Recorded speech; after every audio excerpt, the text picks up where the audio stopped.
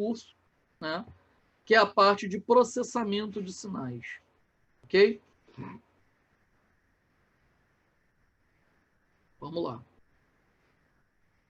Ao ouvir o termo digital, pensamos imediatamente em relógios, calculadoras, computadores.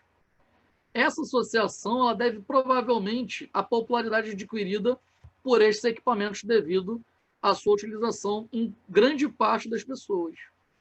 No entanto, é importante saber que as calculadoras e os computadores representam apenas uma imensa gama de aplicações dos circuitos digitais.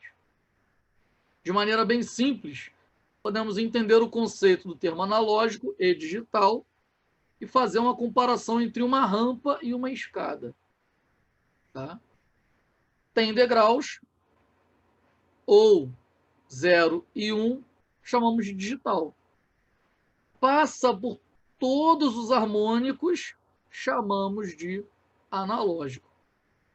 Então, digital não é só 0 e 1, gente. Digital são níveis de tensão. 0, pula. 1, mas entre 0 e 1 você não conta nada. Pula. 2, entre 1 e 2 você não conta nada. Pula. 3, entre 1 e 3. Isso é considerado também digital, ou apenas zeros e uns, e rampa é onde passa por todos os harmônicos. Né? Então, é o que eu acabei de falar agora. Rampa, a gente passa por todos os valores possíveis, do mínimo ao máximo, né? E digital, você faz captura de frames de informação.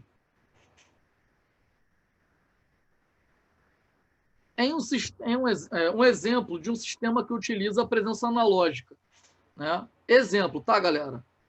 Um manômetro de ponteiro, né? Um relógio de ponteiro, né? Um disco de vinil, uma gravação analógica. Nesse tipo de manômetro aqui, no caso, a deflexão, movimentação angular vai ser o ponteiro. Então, a pressão conectada ao equipamento, né, ele vai aumentar de acordo com a pressão excedida. Assim, a posição angular do ponteiro passa a representar a pressão. Então, por exemplo, a pressão atmosférica que mantém o ser humano agarrado no solo terrestre, né? É aproximadamente 1,0332 bar.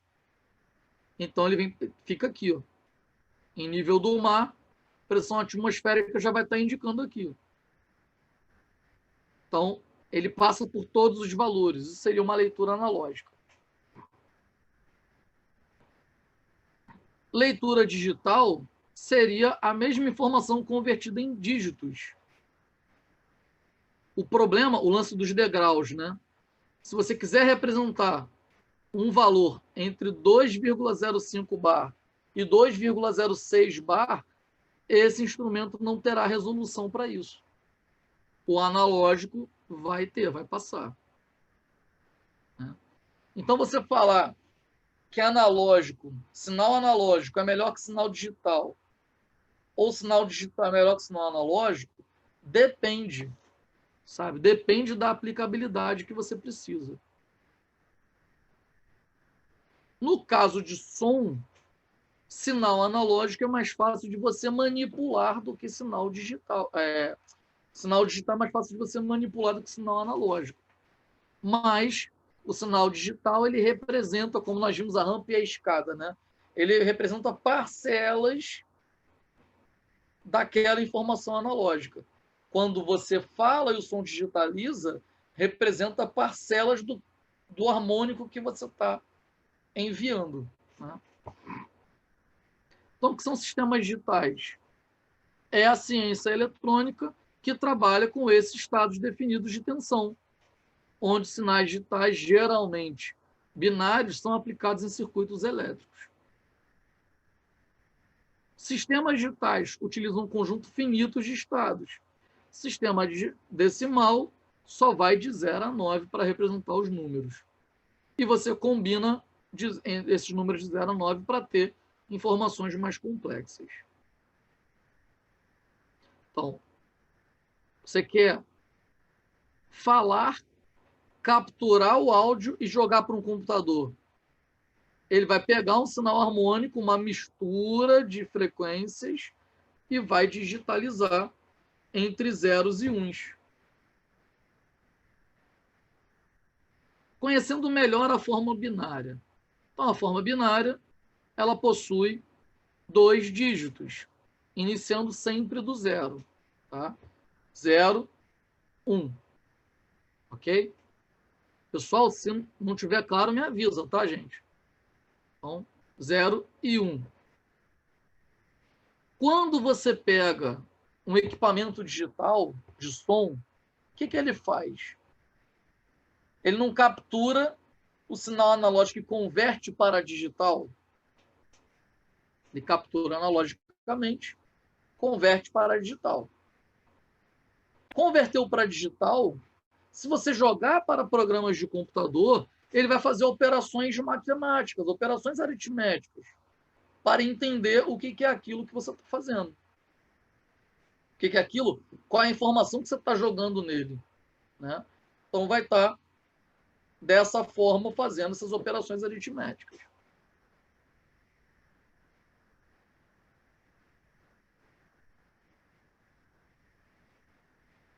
Então, vamos lá. 0 e 1 só existem 4 possibilidades, que é o 0 com 0, o 0 com 1, 1 com 0 e 1 com 1. Então, ao somar, 0 mais 0, 0, 0 mais 1, 1, 1 mais 0, 1, e olha que curiosidade, 1 mais 1 está aqui. Aí tu fala, pô, mas sistema binário é esquisito. Não tem que ser só ou 0 ou 1? Sim. 1 mais 1 não dá 10. Vamos entender o porquê desse 10 aqui. Ó. 1 mais 1, 2, correto? 1 mais 1, 2. 2 é a base binária. Ó, fundo da escala é o 1. O número seguinte, que é o 2, é a base binária. Então, 1 mais 1, 2. Base binária. Quantos números passaram da base binária? Nenhum número, que deu 2. Fica quanto passou e um transporte de saída com bit verdadeiro, né? Bit 1, avisa a coluna seguinte que a coluna anterior vira transporte de entrada, que a coluna anterior extrapolou o fundo da escala, que era 1. Tem alguém para somar? Não. Aí ele desce. Então, 1 mais 1 não é 10, 1 mais 1 é 0 e vai 1. Pessoal, alguém não entendeu essa lógica aqui? Essa mecânica? É a mesma lógica matemática que nós utilizamos para somar números decimais. Quer ver um exemplo? Está todo mundo entendendo, gente? Quer ver um exemplo? Base decimal. Oi? Eu entendi. Quer ver? Base decimal. 9 mais 1. Né? 9 mais 1 dá quanto? 10? Não, errado. É igual essa história aqui. Ó. 1 mais 1 dá 10? Não, errado. Decimal. 9 mais 1, 10? Não, errado, porque vai de 0 a 9. 9 mais 1, 9 é o fundo da escala. 10 é a base decimal, que é o número seguinte. Então, 9 mais 1, 10. Chegou na base. Quantos números passaram da base? Nenhum. Fica quanto passou. Digamos que aqui fosse 9 e aqui fosse 1. Aqui, ó.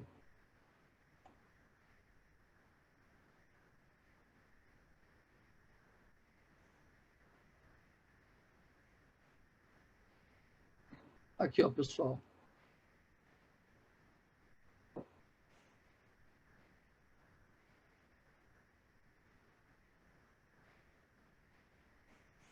Espera aí, rapidinho.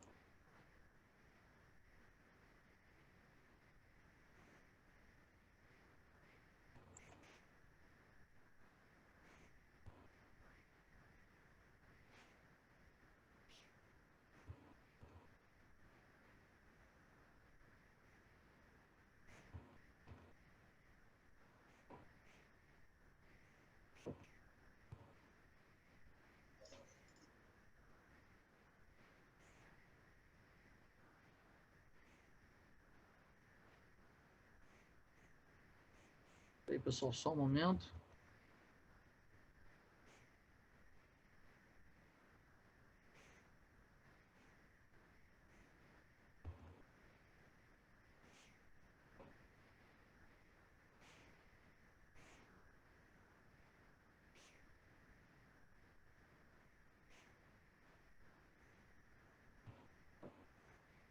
Pronto.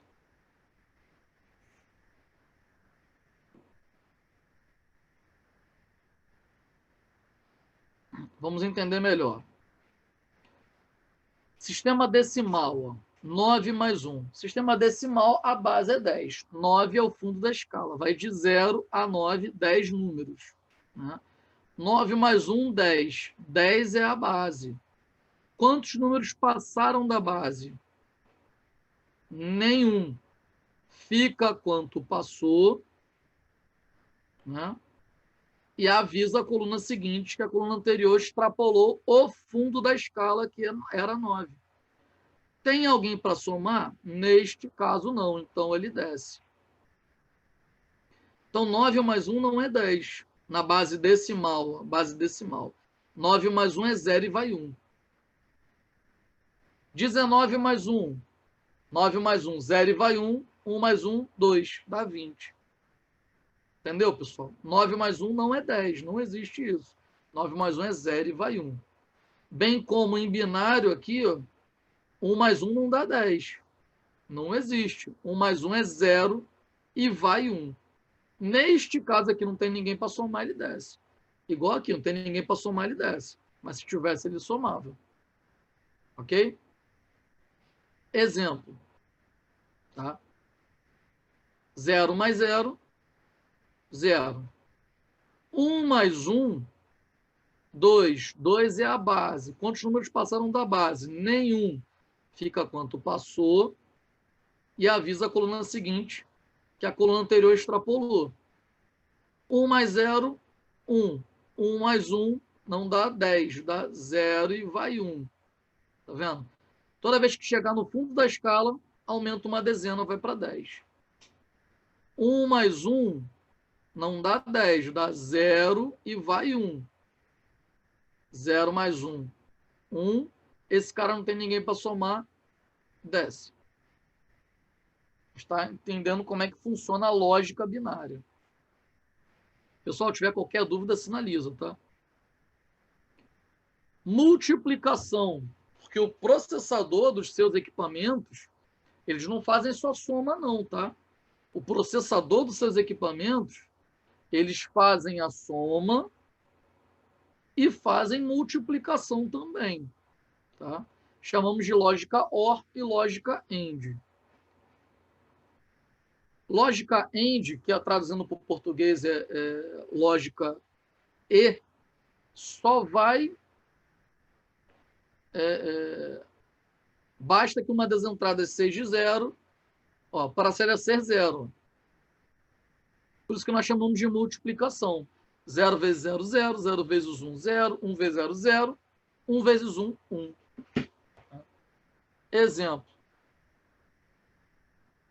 Então, seus processadores digitais, eles fazem isso. A lógica da soma e a lógica da multiplicação.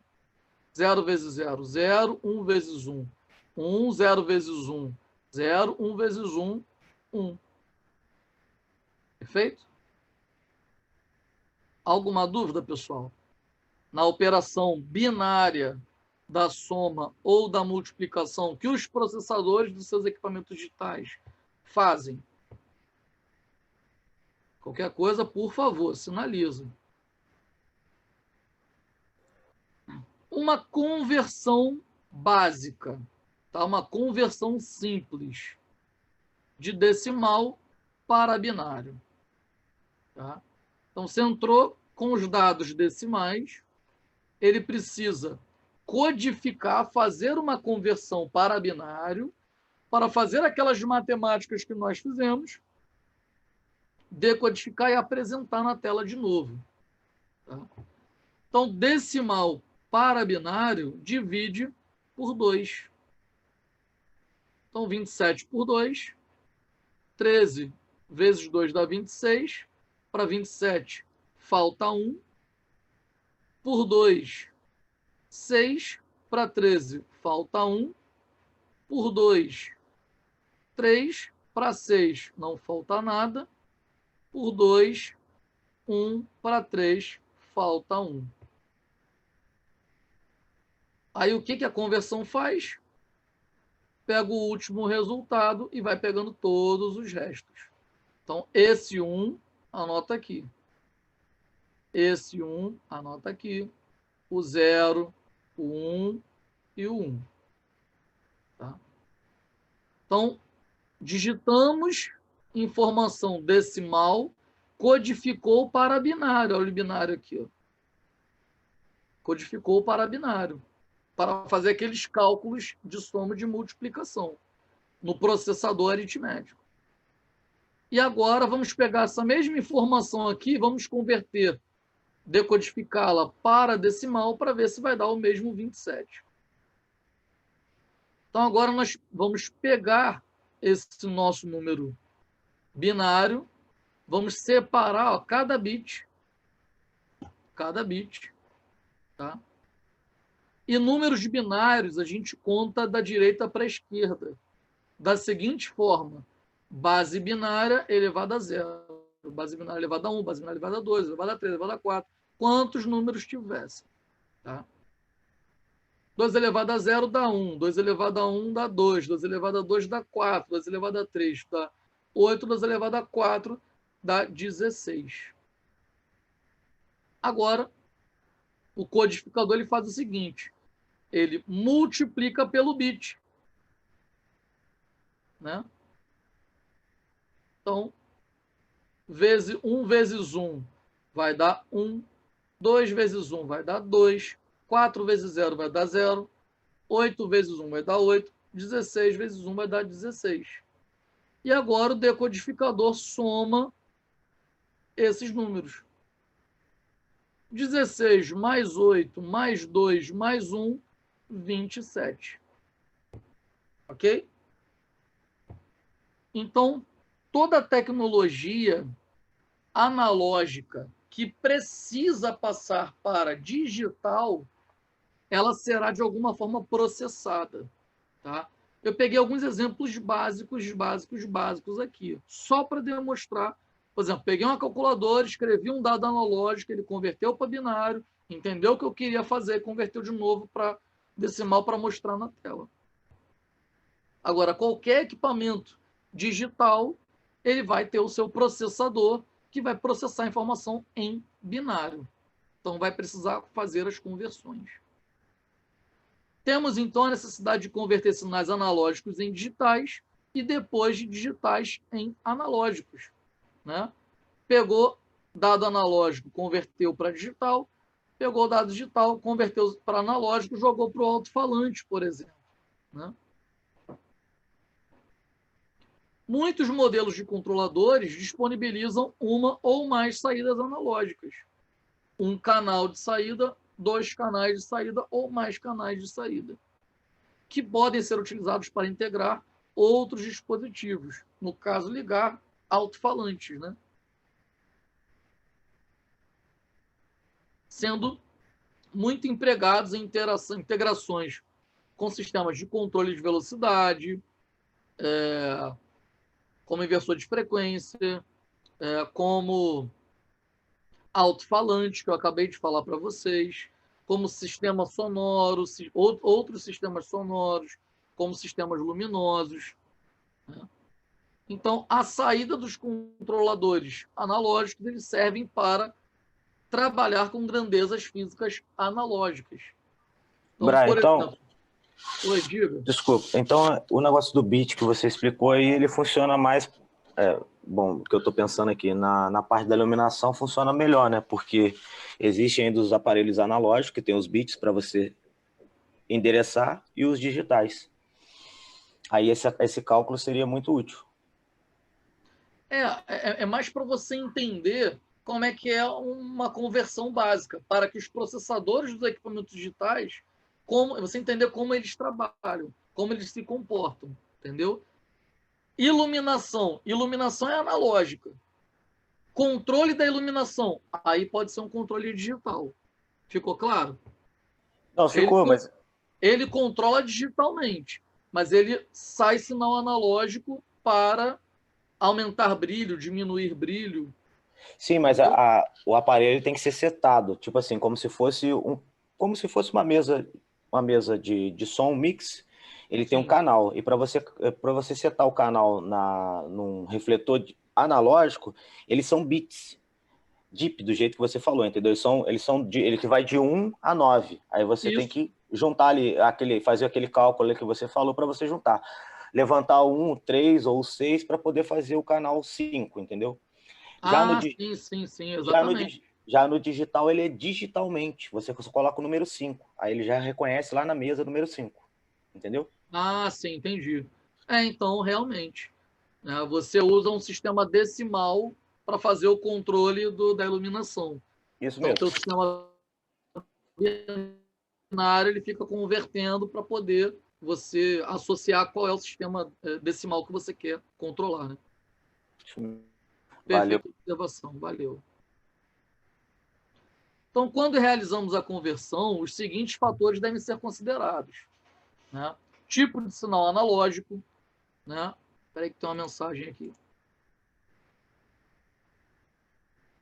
Isso, Luiz. Acho que foi o Enzo, né, que acabou de falar. Né? Exato. Foi o próprio Luiz que falou aqui no áudio. Tá. Entendi, tipo a mesa analógica. Você tinha falado. Perfeito. Então vamos lá.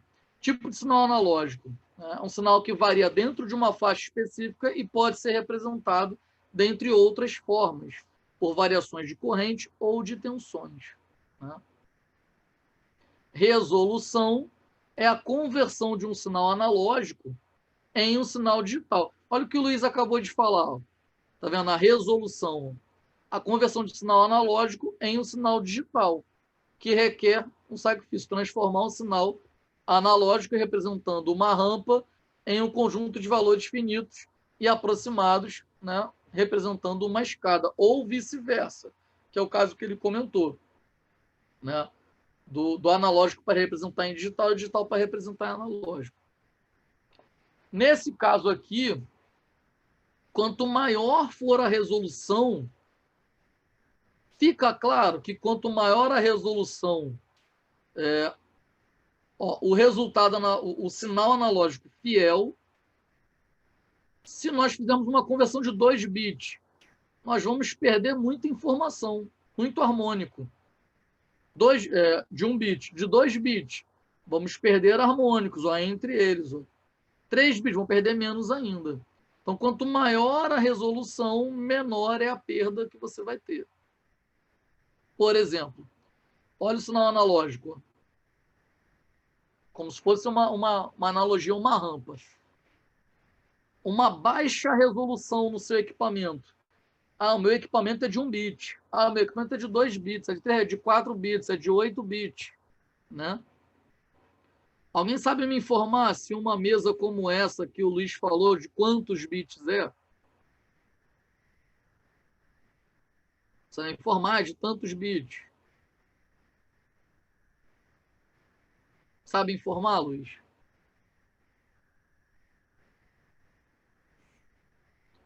Se for uma... Peraí que escreveu lá. Chat. Não sabe. Quanto maior for a resolução do seu aparelho, mais próximo da realidade o seu digital vai alcançar. Olha aqui, uma resolução de 1 bit único. Olha o buraco que você perde de informação. De 2 bits. O digital ele tenta reproduzir o analógico, né? Só que digitalmente. Melhorou pra caramba, mas ainda perde um pouquinho, ainda perde um pouco. 3 bits, perde menos ainda. Então, quanto maior for a resolução do seu equipamento, melhor, mais próximo da realidade será, menos harmônico você vai perder. Porém, com a conversão de 2 bits, né? O número de bits aqui, binário, número de bits. 2 elevado a 2 bits, 4 estágios diferentes. 3 bits, então 2 elevado a 3 bits, 8 estágios diferentes. Um conversor, né, analógico para digital de 8 bits, vai possuir 256 estágios. Né?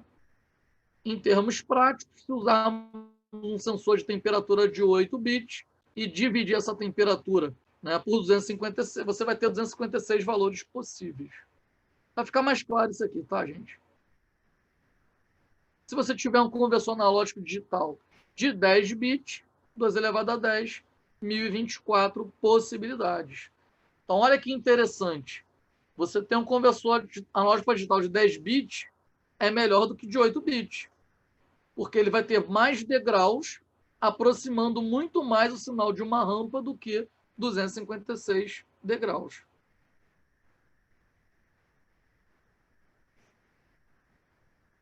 Bom, alguns sistemas exigem conversão extremamente precisas e utilizam um conversor analógico digital de 16 bits. Faça um cálculo e descubra a quantidade de valores possíveis gerados por esse conversor. Aí que tem uma mensagem.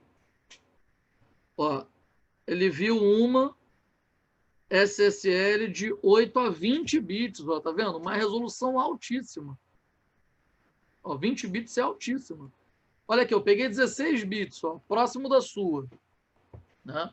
Então, vamos fazer esse cálculo e vamos descobrir qual é, né, a quantidade possíveis de valores que podem ser utilizados.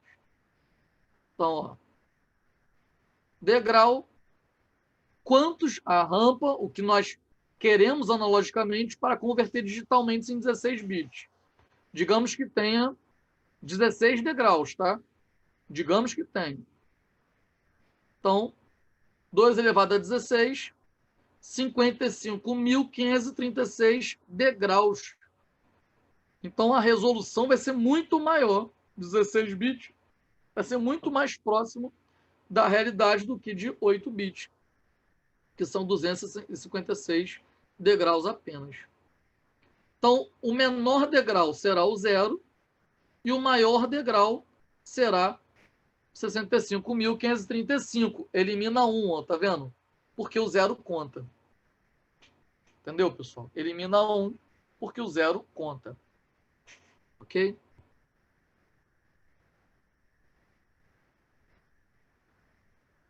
Espera aí, pessoal, só um momento.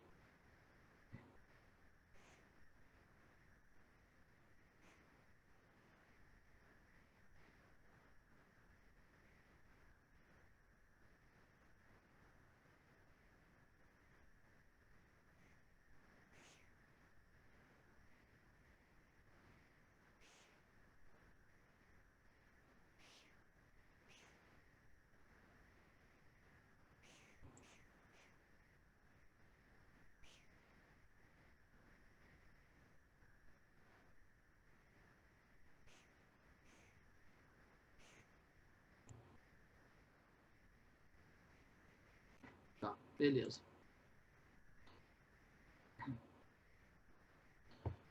Bom, agora aqui, ó. Da mesma forma, se pretendermos controlar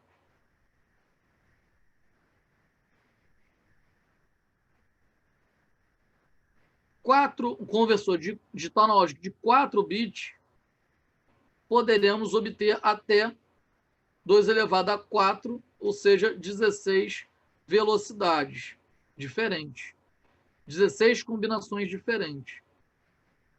Né? Sabemos que não é uma representação fiel do sistema analógico. Aquele de 2 elevado a 16 deu 65 mil combinações diferentes. Né? No entanto, quanto maior a resolução, mais aproximada é a representação. Tá? Só um momento, gente. Deixa eu parar de partilhar aqui.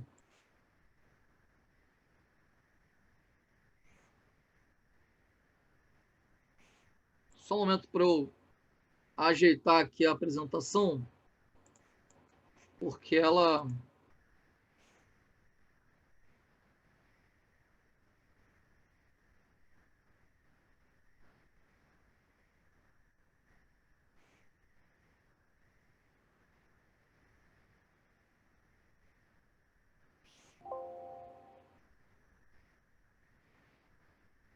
Só um momento, pessoal, que a minha apresentação aqui ela tinha travado.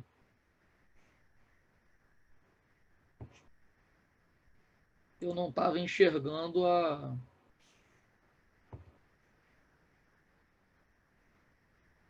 apresentação na tela. Na minha outra tela aqui, ó.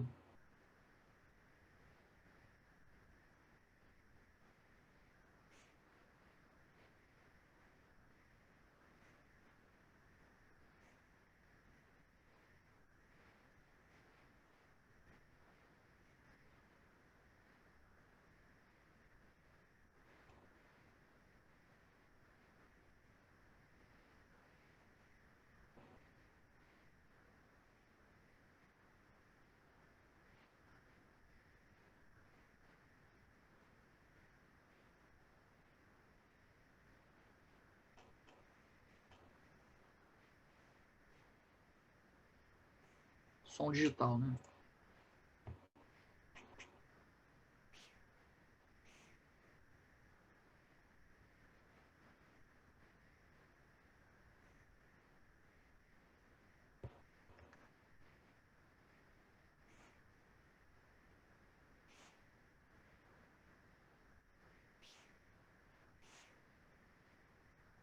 Agora está aparecendo para mim.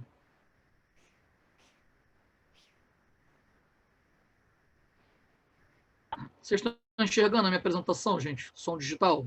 A tela som digital? Sim, sim, sim. Tá, obrigado. Na minha outra tela aqui, ela tinha travado, não estava aparecendo.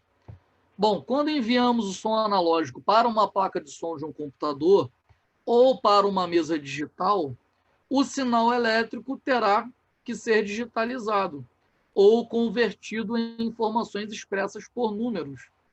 Na entrada do aparelho, onde plugamos o cabo, há um conversor analógico para digital ou um conversor AD. Tá? Outras vezes você vê CAD, né? Conversor analógico para digital. Na saída do equipamento, existe um outro tipo de conversor, que é digital para analógico, para recriar o som analógico. Tá? Então, você tem a placa de captura, conversor analógico para digital, entra no seu aparelho digital e a saída dele converte digital para analógico novamente.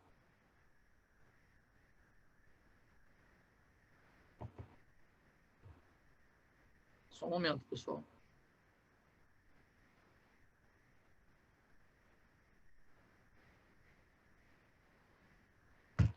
Novamente.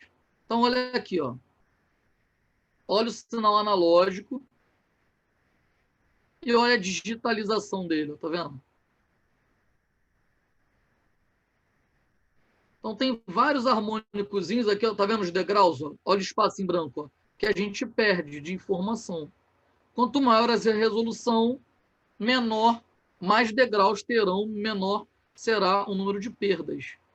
Tá? Então, nós temos o nosso conversor de analógico para digital. E a amostragem dele aqui, ó. A amplitude dele, ó. São 4, ó. 1, 2, 3, 4 bits a resolução desse equipamento aqui, ó. Então, 16 combinações. Ó. Aqui tem 16 combinações de baixo para cima. Esse ponto aqui, ó, que ele está marcando a amostragem 6, ele está no ponto 1001.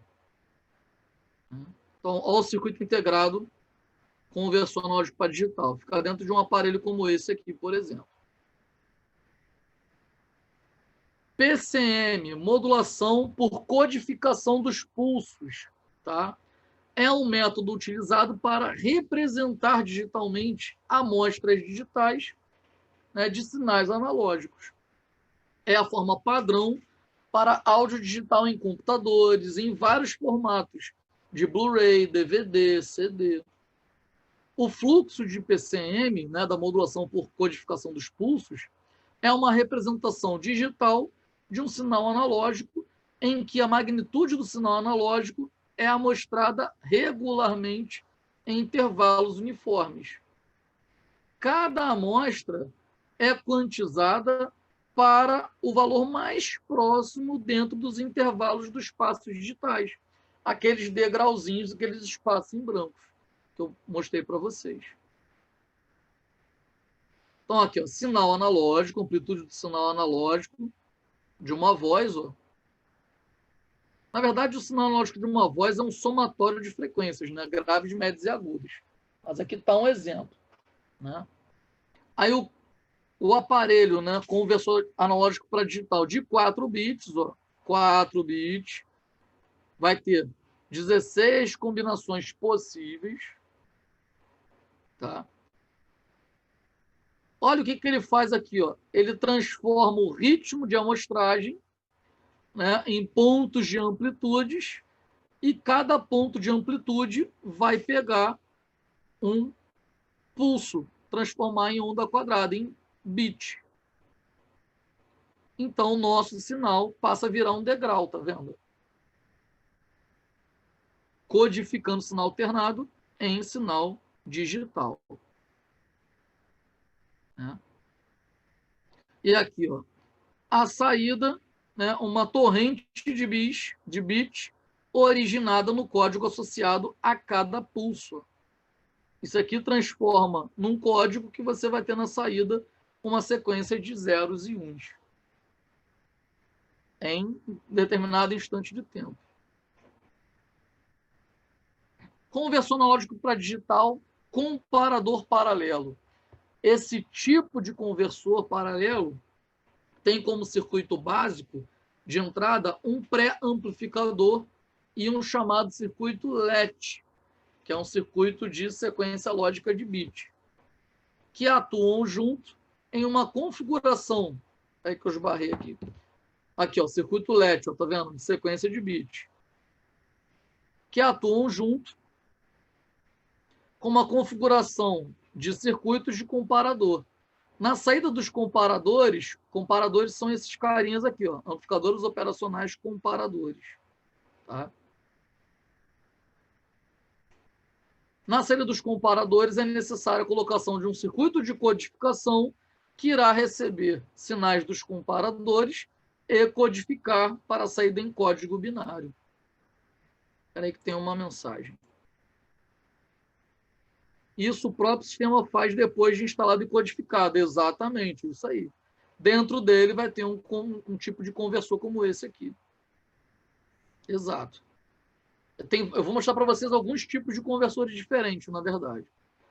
Então, a aplicação, a maioria das aplicações de conversores analógicos digitais paralelos são no processamento de sinais de alta frequência, como sinais de vídeo, por exemplo, que necessitam taxa de conversão na ordem de 5 a 50 MHz.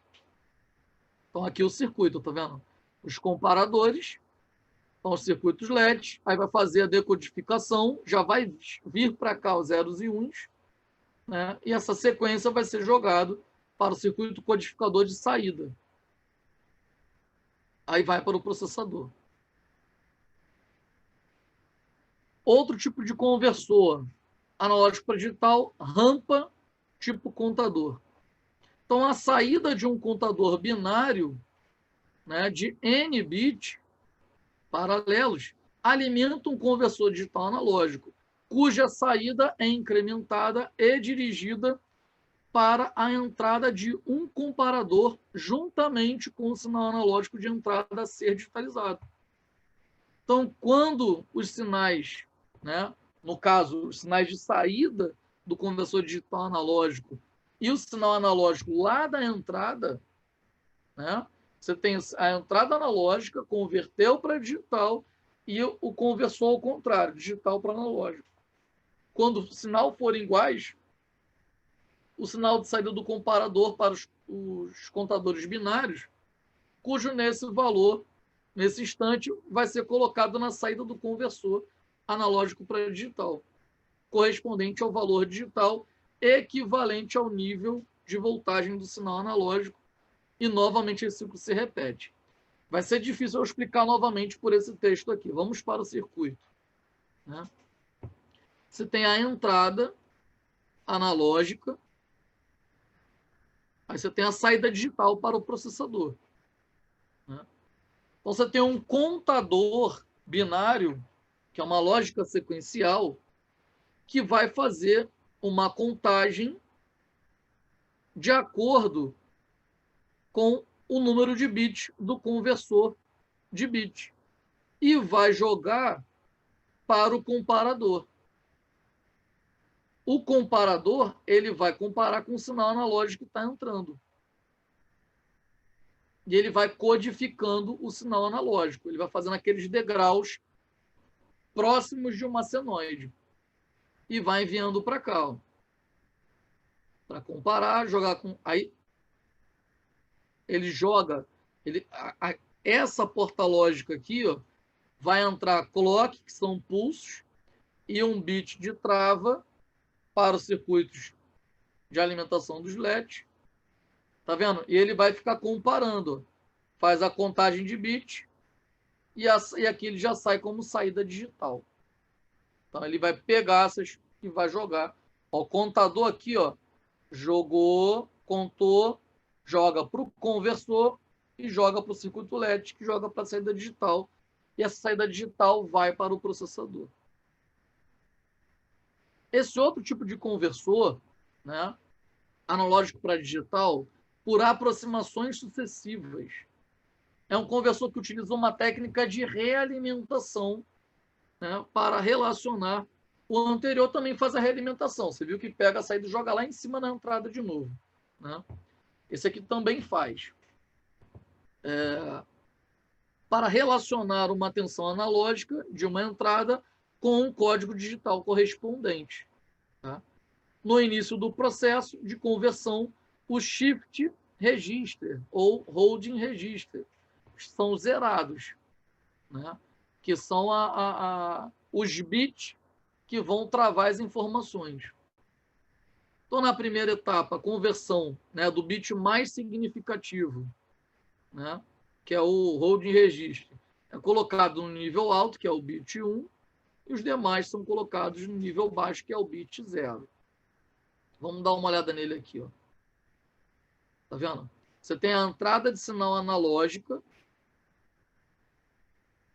Aí ele vai pegar aqui, ó, o número de bits do conversor digital para analógico e vai jogar outra entrada analógica. Então ele pega o sinal digital gerado aqui, ó, pelo controle lógico, gerou sinal digital. Veio o sinal digital, tá vendo? Ó, bit 1, 2, 3.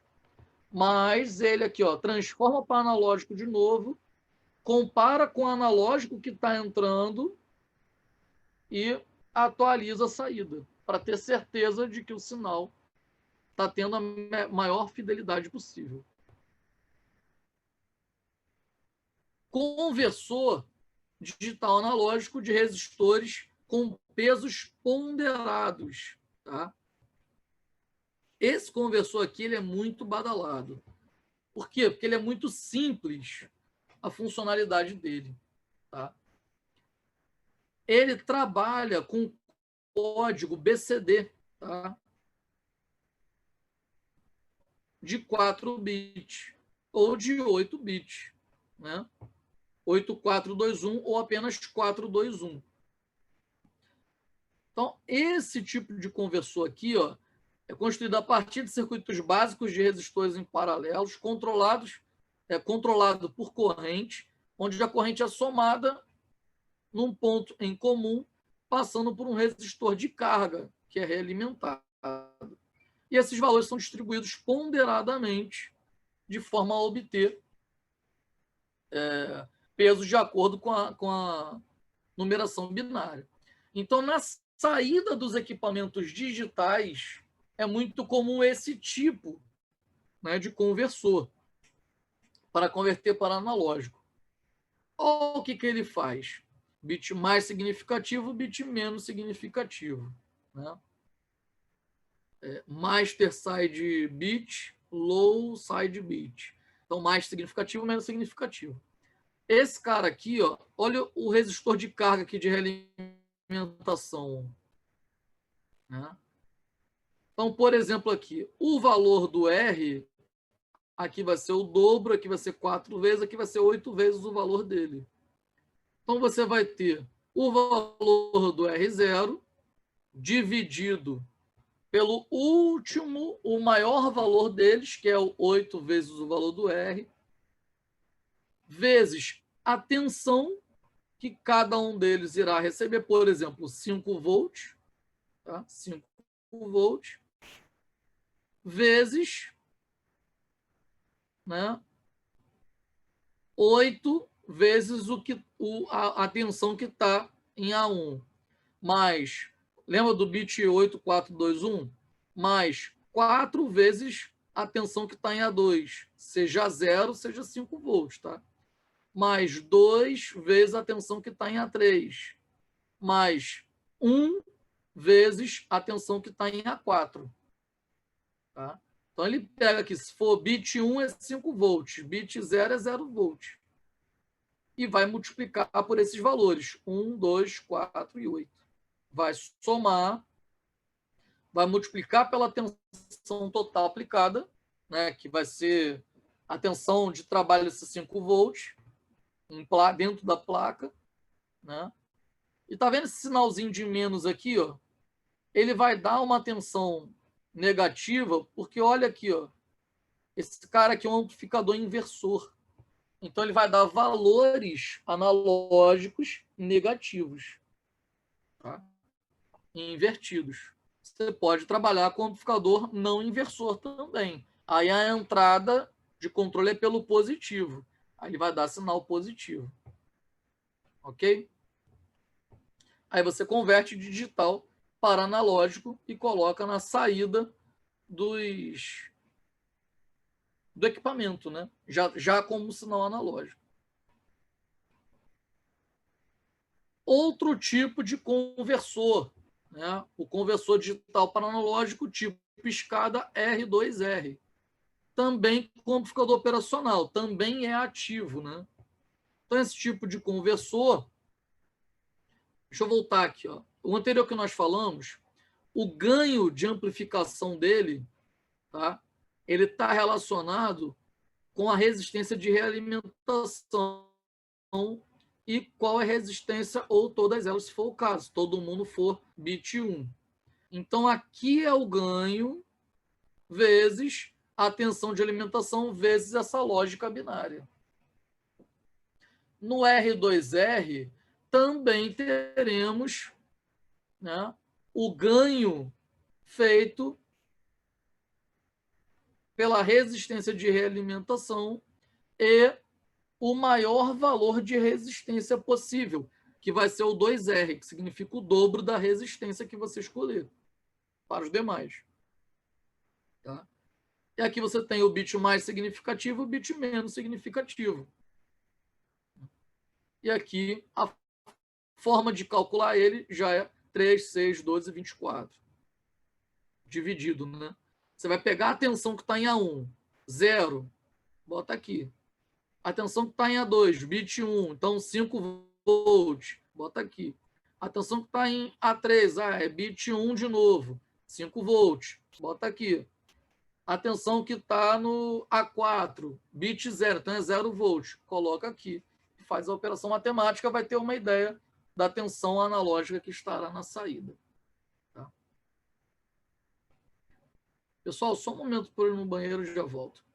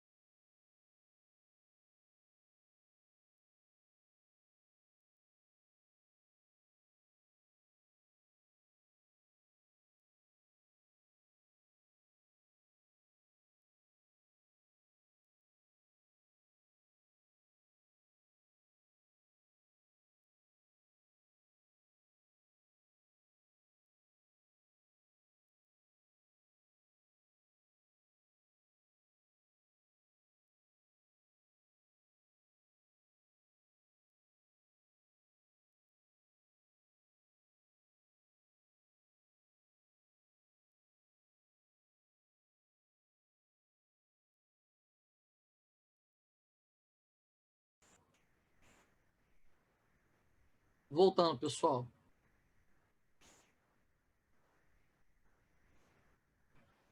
Regeneração do sinal analógico. Então, a regeneração do sinal analógico é a reconstrução do sinal analógico a partir do sinal digital. Né? Não vai depender apenas do conversor, e sim de um filtro passa-baixa analógico, né? Um filtro de reconstrução, que realiza uma interpolação ideal entre os pulsos nos instantes de tempo. Né? Do fator de qualidade desse filtro dependerá, né, a correta forma do sinal, da onda do sinal regenerado. Olha aqui, tá vendo? Digitalizamos, queremos converter para analógico de novo. Para isso que serve o filtro regenerador. Né? Então, utilizo aqui, ó, filtro passa-baixa analógico. Não filtro passa-baixa digital, né? Não não por digitalmente, né? Por equipamento.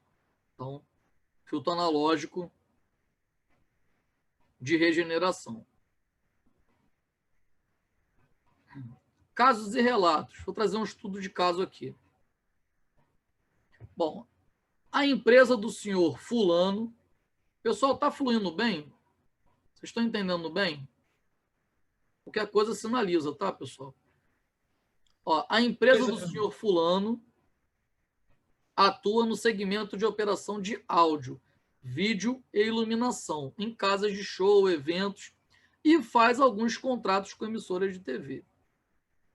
Para seu equipamento funcionar, é necessário um controle mais rigoroso de temperatura, que pode variar de 2 a 10 graus Celsius, conforme o equipamento. Olha que condição. Aquece pra caramba, então tem que ser muito resfriado para aquele equipamento todo trabalhar numa condição ideal. Tá? Conforme o equipamento. E com variação máxima de 1 grau Celsius durante o funcionamento.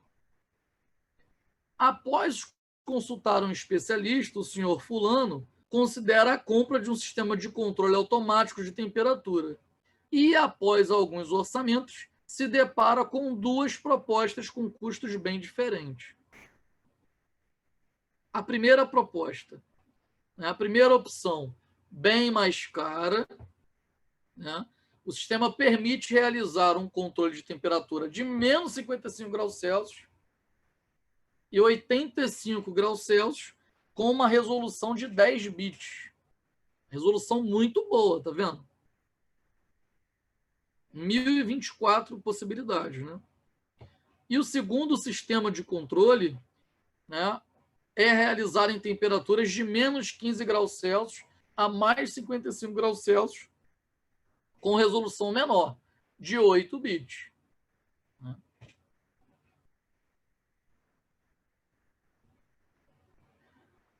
Após a consulta a um especialista para saber qual sistema atende suas expectativas, ainda por telefone, o consultor apresentou alguns dados. Pessoal, antes de apresentar os dados, qual sistema vocês acham que é melhor? Voltei O aqui. segundo, eu acho que é o segundo. Apesar do primeiro ter capacidade de atender o 10 bits e ter uma extensão Sim. maior. Entendi. Então, acha que é o segundo. Vamos lá.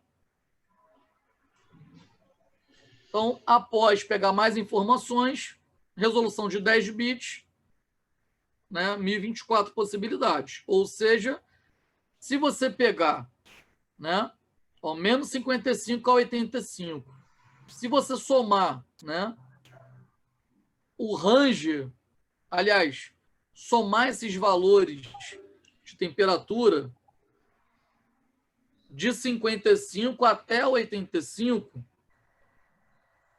né, 140 dividido por 1024 possibilidades, ele vai dar aproximadamente 0,14 graus Celsius em cada degrau. É que tem a mensagem aqui. Não, calma, depende da aplicação, não. Para esse estudo de caso aí. Vamos lá. Cada degrau, o primeiro sistema, para essa faixa de temperatura que o primeiro sistema alcança, de menos 55 a 85 graus Celsius, deu 0,14 graus Celsius por degrau. Atende a expectativa, né? Precisava de quanto aqui, ó? De 2 graus a 10 graus com variação de 1. De 2 a 10 com variação de 1. Ó, de 2 a 10 está dentro, com variação de 1. Está dentro, está bem menor, né? A sensibilidade está boa. Está muito menor do que 1. Beleza. Ou seja, 0,14 graus Celsius ele já vai identificar, né? Com a sensibilidade de 1 grau Celsius, esse cara já identificou há muito tempo. O segundo sistema trabalha com 8 bits e pode ler até 2 elevado a 8, ou seja, 256 possibilidades, né? 256 possibilidades. Então, neste caso, né, neste caso,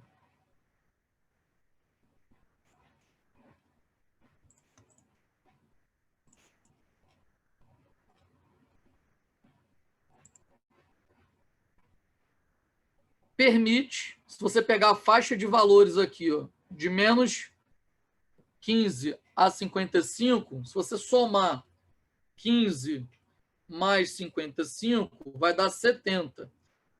Dividido por 256, dá 0,273. Ou seja, cada degrau, 0,27 graus Celsius. Que também atende, né?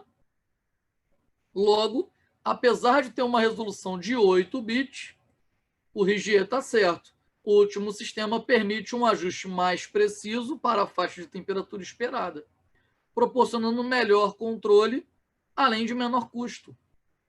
Você precisava de 2 graus Celsius a 10 graus Celsius. Cabe aqui dentro.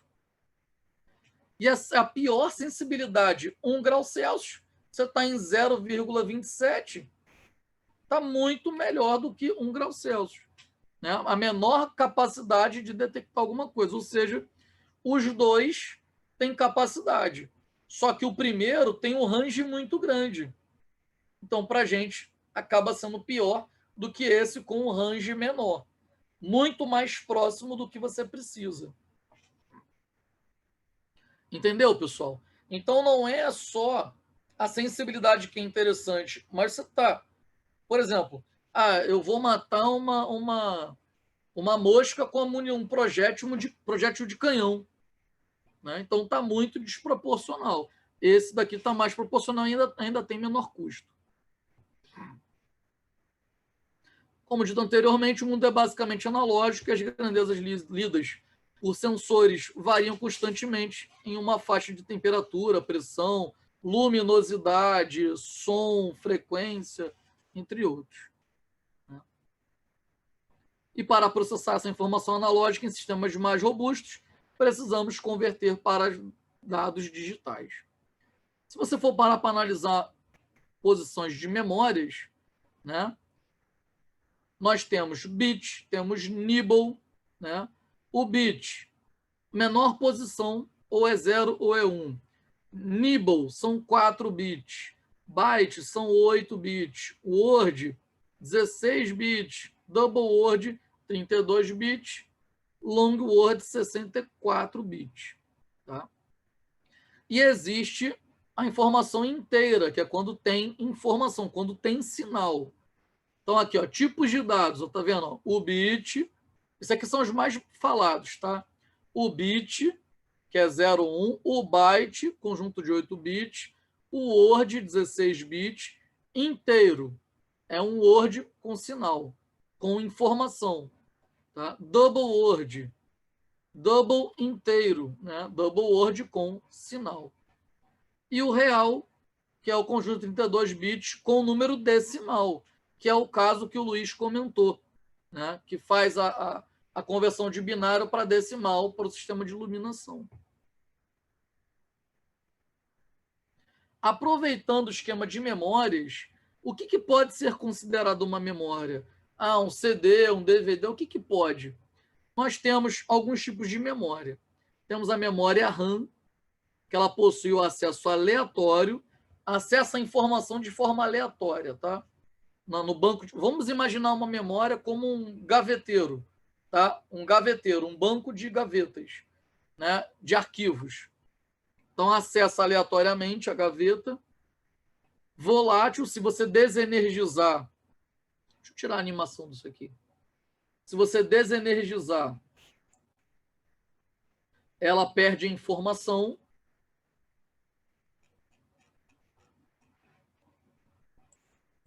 Se você desenergizar, ela perde a informação.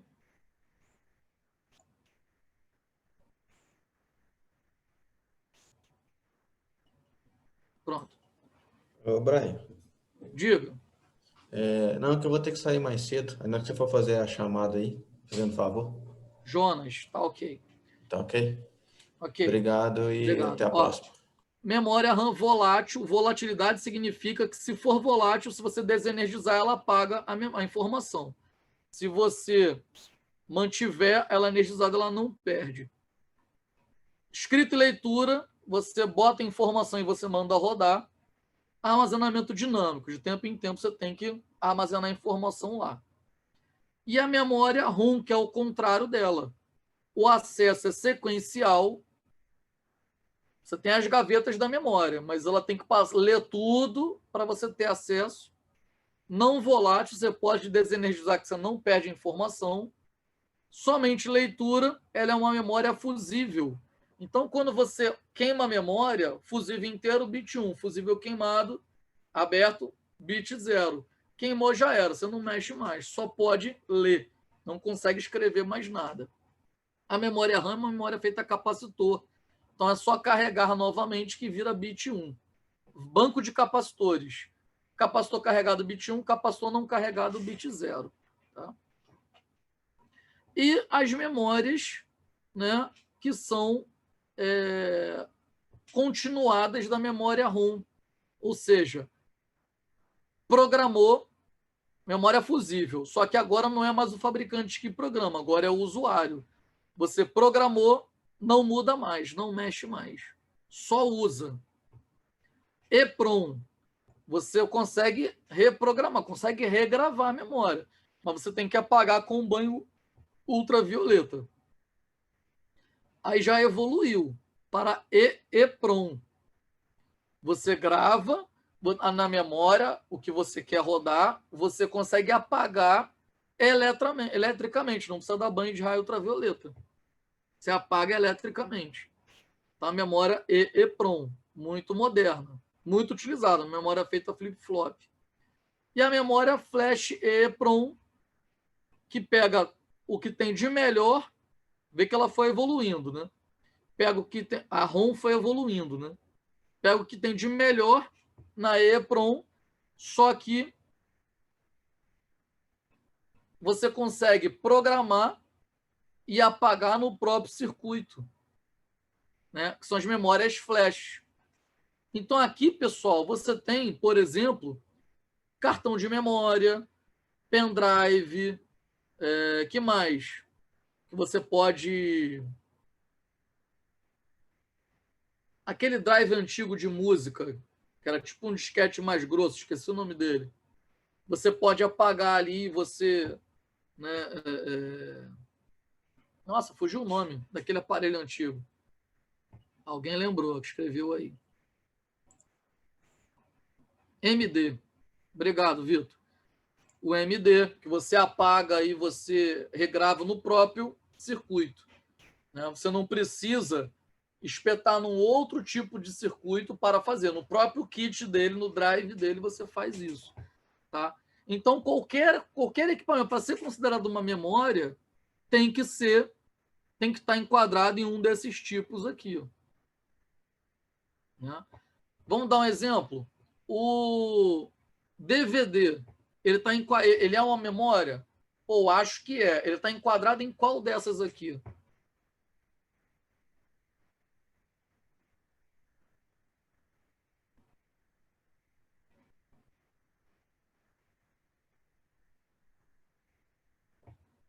Peraí que responderam pelo chat.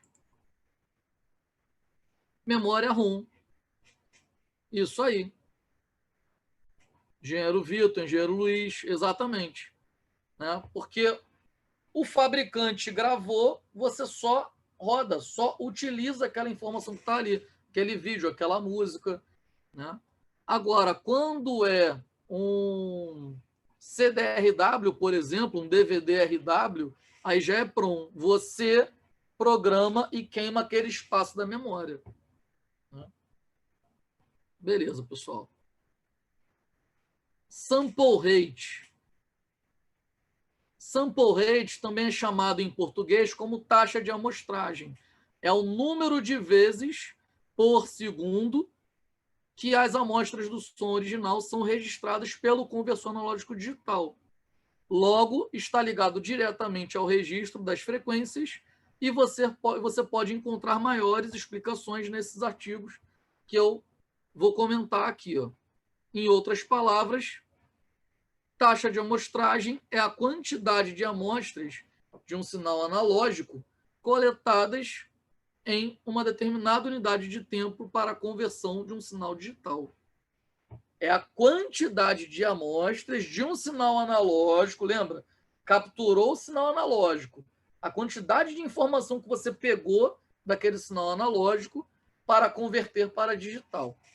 Sendo uma frequência, é medida em hertz.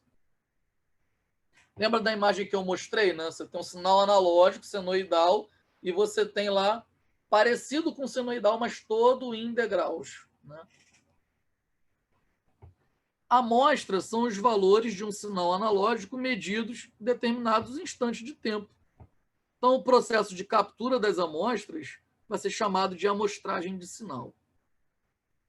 Quanto maior for a taxa de amostragem, né, mais medidas do sinal serão realizadas. Lembra? Mais degrau. A taxa de amostragem são os degraus. Quanto maior a resolução, melhor você vai ter a informação digitalizada, né? Sem perdas. E assim, maior será a fidelidade do sinal digital em relação ao sinal analógico, como eu acabei de comentar. É, portanto, a quantização, né, uma propriedade que define a fidelidade da conversão do analógico para o digital. A taxa padrão que costumamos encontrar é de 44,100 Hz, né, dessa conversão. Isso porque, para que não tenhamos a perda na qualidade na conversão, a taxa deve ser igual ao dobro da frequência mais alta, né, que ouvimos, que no caso é 20 kHz. Então tem que ser o dobro.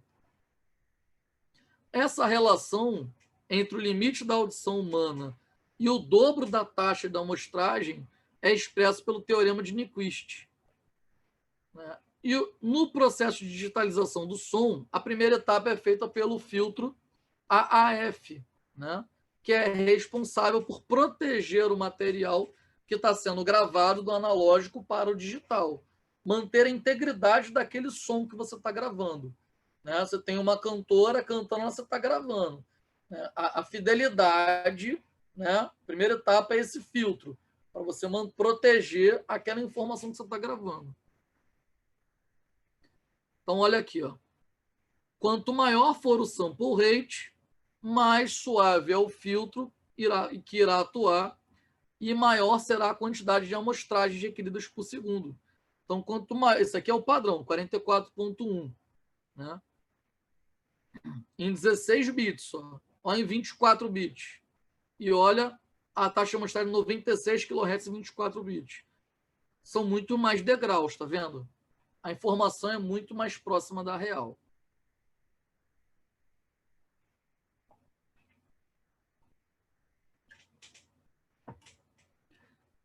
Bom, se o ouvido humano é capaz de ir de 20 Hz a 20 kHz, por que gravar com uma taxa maior do que 44,1 kHz, já que essa seria correspondente ao limite da audição humana? Porque, como apresentamos as propriedades físicas do som, o timbre, o som, harmônicos, né, que é um somatório de frequências graves, médias e agudas, são frequências múltiplas fundamentais. Portanto, quanto mais harmônicos capturarmos, mais a gente enriquece o espectro audível. Então, você joga uma taxa lá em cima, que é para você capturar todos os espectros. Em relação, né, às mídias, padronizou-se que os equipamentos de vídeo, né, em grande maioria, trabalham com 48.000 amostras por segundo, né? Já que essas amostras permitem o casamento perfeito entre os frames por segundo, né, em NTSC. E também 24, 25 ou 30 frames. Já no CD, utilizamos o convencional 44,1 Hz de simple rate, né? Então, para CD, 16 bits, tá bom, 44,1 Hz simple rate. Para vídeo, sobe para 24 bits, então vai ter degrau para caramba, né? Bota aí 2 elevado a 24, vai dar degrau para caramba, né?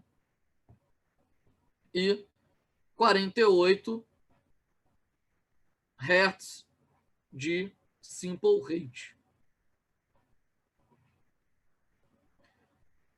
Bom, gostaria de aproveitar e dizer que não há problema em usar taxas mais baixas. Só que você vai sair da audição, você vai trabalhar com frequências mais graves. Você vai perder as frequências mais agudas. Tudo depende daquilo que você está registrando, né, e de como você pretende finalizar o processo material de produção. Nesse caso, se o resultado final for um resultado em MP3, então, com compressão de perdas de dados, de pessoas conversando, por exemplo, como é o caso de um podcast. Então, não há tanta vantagem em utilizar resoluções muito altas, né, pois podem deixar o arquivo de áudio muito pesado. Não fará diferença no resultado final. Então, para MP3, você pode baixar com taxa de amostragem menor. Ao gravar uma banda ou orquestra que possuem diversos instrumentos ricos em detalhes e pensando no formato final de áudio já em wave, que é sem compressão e perda de dados, aí você passa a usar taxas maiores. De acordo com o teorema de Nyquist, o pessoal está quase acabando já, tá? Uma taxa de amostragem no mínimo 2 vezes o valor da frequência máxima alcançada pelo sinal analógico se faz necessária para possibilitar o registro digital de todas as frequências analisadas. Essa taxa de amostragem mínima desejada é chamada de frequência de Nyquist. Taxa de amostragem mínima desejada, né? Então, quando a taxa de amostragem de determinado sinal for menor do que Nyquist, aí tem que colocar o filtro, né, esses dois tipos de filtro, em uma frequência alta, né, erroneamente, como sendo frequência baixa, né? Já que ele está com um valor muito baixo, você não pode botar filtro de frequência alta.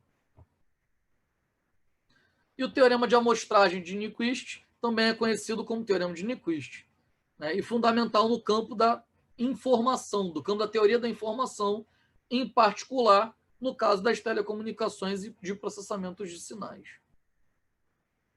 Amostrar já é o processo ao qual se converte um sinal, por exemplo, uma função contínua ou uma função num determinado instante de tempo, né, em uma sequência numérica, seja ela discreta ou digital, né, em degraus, ou analógica, que é num espaço de tempo. Bom, Então, o teorema, né, de Nyquist-Shannon, ele afirma que seja um sinal limitado em uma banda, né, e intervalos de tempo dividido em partes iguais, de forma que obtenha intervalos tais que cada subdivisão daquele degrauzinho compreenda um intervalo, né, com um determinado tempo em segundos, onde o tempo é menor do que a frequência média dividido sobre 2. E se uma amostra momentânea é tomada arbitrariamente, né, você tirou uma amostra de cada subintervalo, então o conhecimento da amplitude instantânea de cada amostra, somando o conhecimento de cada instante, é tomada a amostra de cada subintervalo, contendo toda a informação original. Pessoal, em outras palavras, né, fica meio difícil essa abordagem aqui, né? Em outras palavras, se você tirar você tem o seu dado amostral. Se você tirar uma amostra, ela vai sair numa determinada fatia de um instante de tempo, tá? Então, os valores instantâneos, né, ele vai ser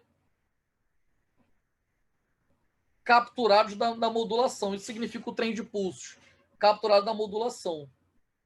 Então, o teorema de Nyquist, né, em resumo, a frequência máxima de áudio deve ser menor do que a metade da frequência da amostragem. Tirou uma amostragem, a frequência de áudio tem que ser pelo menos a metade dessa frequência. Tá? Isso que quis dizer essa definição toda aqui. Então, a amostragem, né, os valores de sample rate mais comuns, né, e o padrão 44.1 kHz, né, ou para vídeo 48 kHz. Né, e tá vendo? Ó, uma baixa amostragem, olha aqui, ó, poucos degraus, ó, muitos degraus, você vai trazendo para mais próximo do fiel a informação. Bitrate, né, significa a taxa de fluxo de bit ou o fluxo de bit de transferência. Né? Então, ele é o número de bits convertidos no processo por um determinado número de tempo, instante de tempo. Ele vai ser medido em bits por segundo. Aí vocês já devem ter ouvido falar disso aqui, ó, BPS. Então, o bitrate, né, é o bits por segundo. Muitas das vezes utilizado em conjunto com kilobits por segundo, megabits por segundo, gigabits por segundo. Né? Então, exemplo, 1000 bits por segundo, chamamos de kilobits por segundo.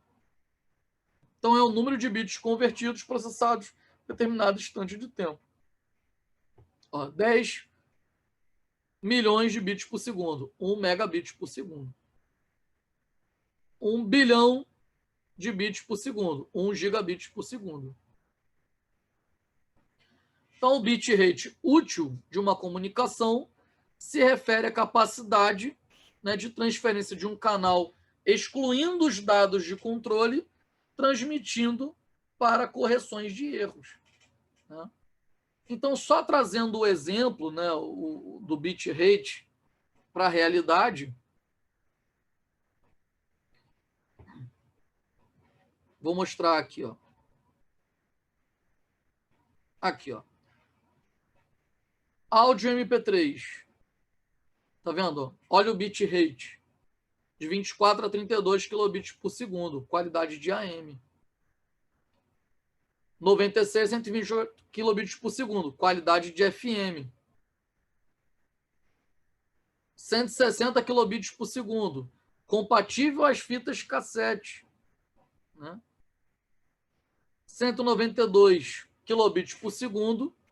Né? Digital Audio Broadcast. É a nossa qualidade DAB.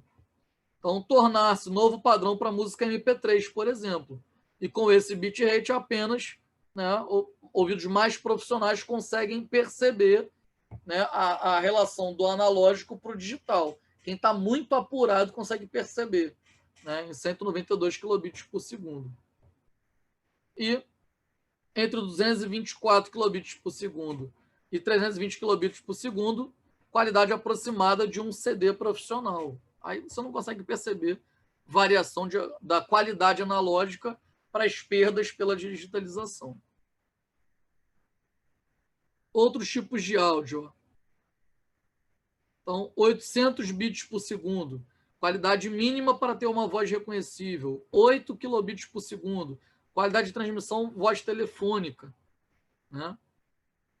500 kilobits por segundo a 1 megabit por segundo, sem qualquer perda de qualidade.